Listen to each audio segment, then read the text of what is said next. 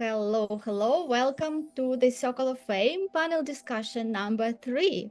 So, discovering who you are, it is so much vital, and it starts with mindfulness because we all are programmed to some extent to live other people's lives. Because some other people told us rules when we just were born. We were born so unique and so happy and so joyful, and we were open for all the opportunities. We wanted everything. We wanted to dream, and we were dreaming, and there were no limitations for us. But the system of things and people, even if they wanted the best for us, but they put for us so much limitations that our golden and brilliant self got covered with so many layers of different imperfections, viruses like doubts and fears, that this our perfection, what is in our DNA, is finding so difficult to come to the surface and shine. What helps to get out are a number of things. And it doesn't always work, but sometimes when my clients or the people I'm working with know that I really care about them, that I love them, that I wish their best and it's genuine, that sometimes creates a little bridge for them to commit to themselves. I have really no control over that. And I tell them that also, that I'm not here to fix anything. I cannot really do anything for them except be by their side and share with them some things that may be helpful along the way. I never been a big meditator doing meditation and so on, even though I'm brought up with that in the side of my life.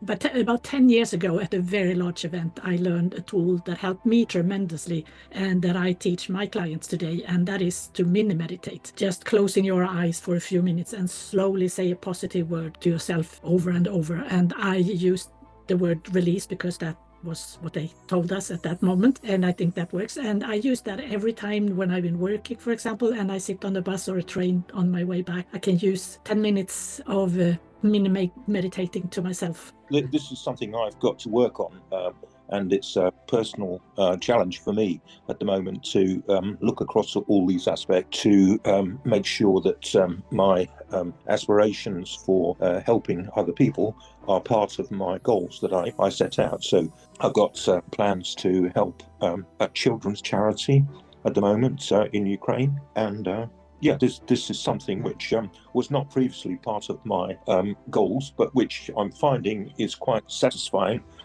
in terms of being part of myself. I'm Alka and I'm here from Toronto, Canada. I'm a real estate investor. I'm also a women's empowerment advocate. But prior to getting to real estate, I was also a gym owner that I ran for 6 years.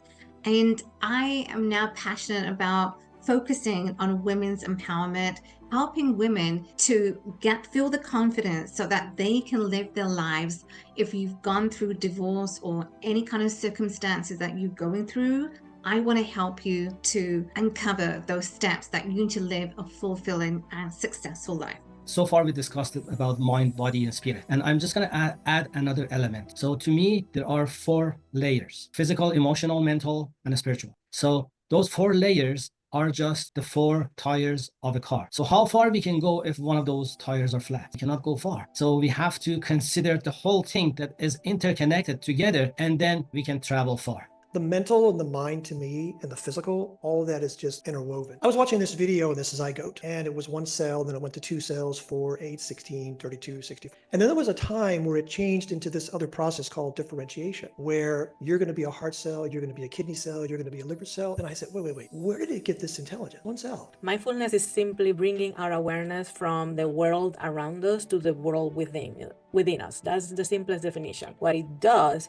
is basically reduce our reaction mode, because we are always connected to something. We are always attentive to the next task or the next event, the phones, the computers, etc. It allows us to separate ourselves from that in order to go within and, like Elena described, set the standard and the baseline based on our own personal belief system and not necessarily what we have been conditioned to believe. If you feel appeased and if you, like you say, if really things are, you are good in your head, basically, it's going to be good with your health. But obviously, if it's not the case, I think it was mentioned before, so I just don't want to repeat everything. But basically, if we're not feeling well, we are going to neglect ourselves.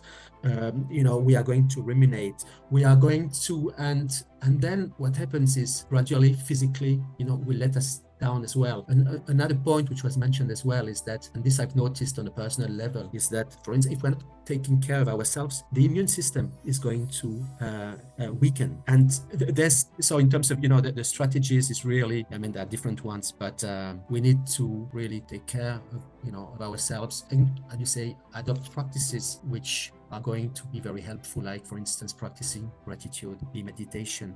Incorporating spiritual practices like meditation and gratitude helps us to shift our mindset and to align with our higher selves. Meditation, even if it takes just 5 minutes a day, it clears our mind. It reduces stress and connects us with the infinite energy within us. And also it brings clarity and peace, which positively impacts our overall health.